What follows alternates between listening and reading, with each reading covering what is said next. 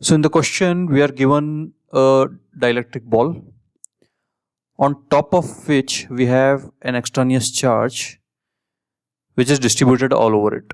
So he has written over a ball, and what he means is filling the ball completely. So it's not on the surface, it's completely filled. The extraneous charges on our dielectric. And we need to find the electric field and potential. And in second part, we need to find the space and surface densities of the bound charges. So second part, if you have not, I suggest you watch problem number 3.80 if you want to get complete clarity on the second part. And we are going to solve it within our scope. So we are not going to use any higher mathematics to get the B part of this problem.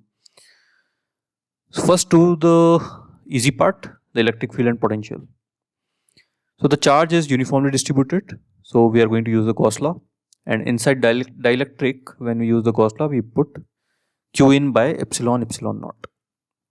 So Q in inside the surface is rho into 4 by 3 pi r cube is equal to electric field E into area 4 pi r square, which gives E in as rho r by 3 epsilon naught. And E out also with Gauss law. So here we'll not use epsilon because outside we don't have dielectric. So this is the normal Gauss law, which gives E out is equal to rho r cube by 3 epsilon r square. Now we are going to calculate the potential. So assuming the potential at the infinity is 0, so integral dv is equal to minus E dot dr. So limits of dv will be from 0 to v and r will be infinity to r, and we'll put the E out here and we integrate and get our answer.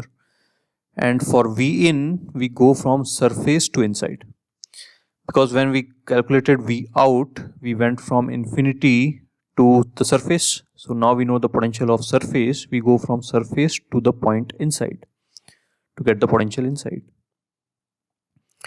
So V in, the limits of dV will be from VR to V. So R is the surface, potential at the surface VR, and limits of R will be from capital R to small r.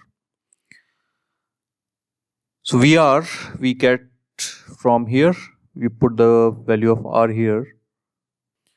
Actually this should be small r. No, my bad. This is this R cube by R. Yeah, correct. So here we'll put the value capital R, and that will be the V on the surface. And here we'll put E inside rho r by 3 epsilon naught.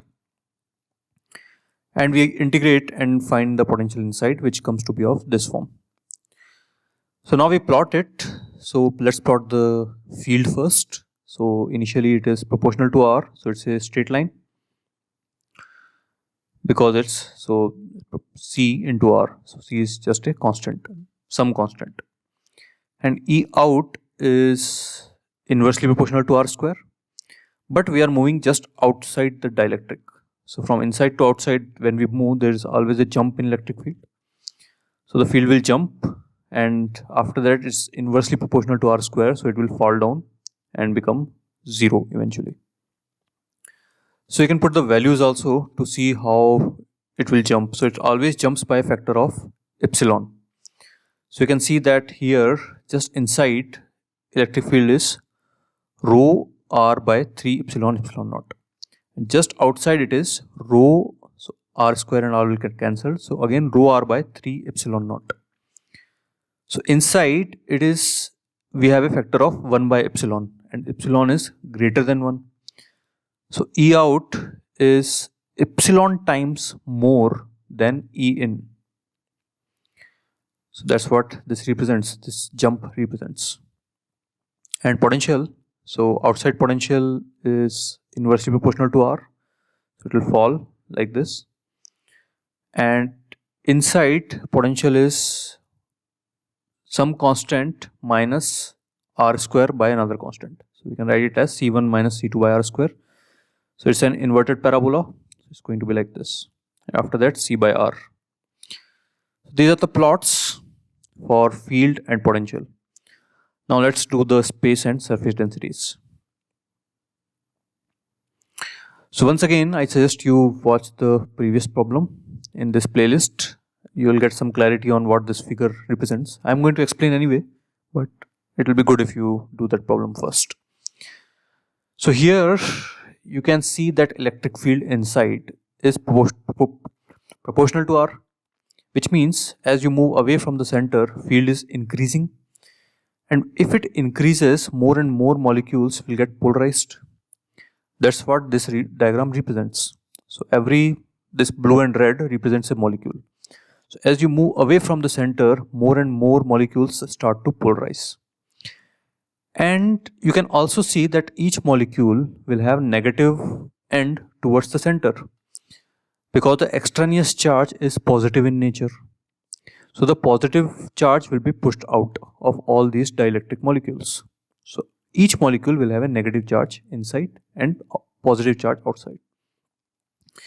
So now you can imagine that if I take any surface, any spherical surface, it will have more negative charge on the inside and equivalent amount of positive charge just outside. Because whatever molecules it cuts, those molecules negative charge will be inside and positive charge will be outside. And rest all the molecules, there is no overall charge. So for example, this molecule, right? It has some positive charge, some negative charge. So its net effect is 0. So inside this spherical surface, there is no net charge because of this molecule. But whatever molecule it cuts, this surface cuts, that molecule's negative charge will be inside and positive charge will be outside.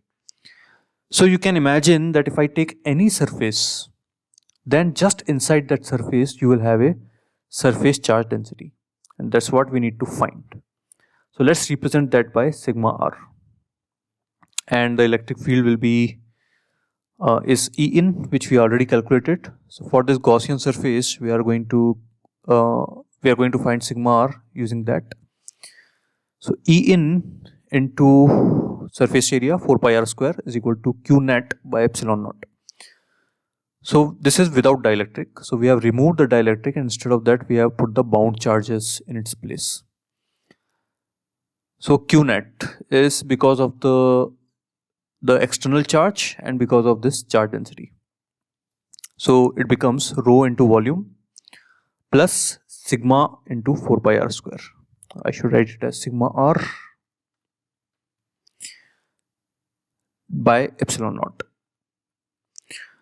So from here we will find the value of sigma r, which comes to be minus rho r by 3 1 minus 1 by epsilon naught, 1 by epsilon.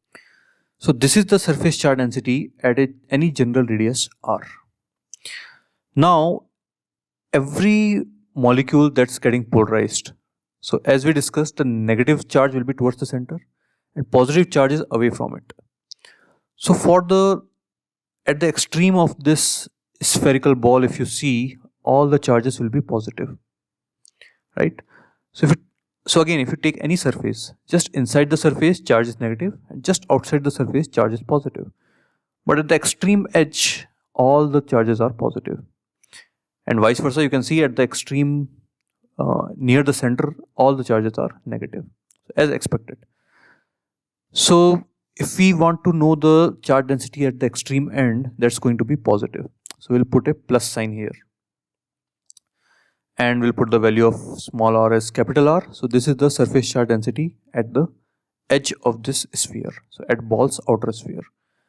And this is the surface charge density just inside a surface with a radius r. Now we can calculate this sigma r surface charge density with another method by going by the basics of electric field. So again we are removing the dielectric and replacing it with the two surface charge densities. So inside is sigma r and the outside surface is plus the negative of it, minus sigma r. So don't bother about the signs now. You may think that this is negative, this is positive, but that's fine. We are going to get the signs whatever comes because we need to find sigma r, so we don't need to bother about the sign of sigma r. So once again, why this is just outside, why it is the opposite of that, because whatever molecules it is cutting the surface, the negative charge of it is inside and equal positive charge will be outside. So overall it will have the same surface charge density on the outside as inside, but the negative, it will be the opposite sign. So we'll take the point P on that surface, and we know what is the electric field, we already calculated. So because this electric field is the net electric field because of the surface, because of the external charge, and because of the effect of these two surface charges. So we can write the field, net field E in is equal to, because of the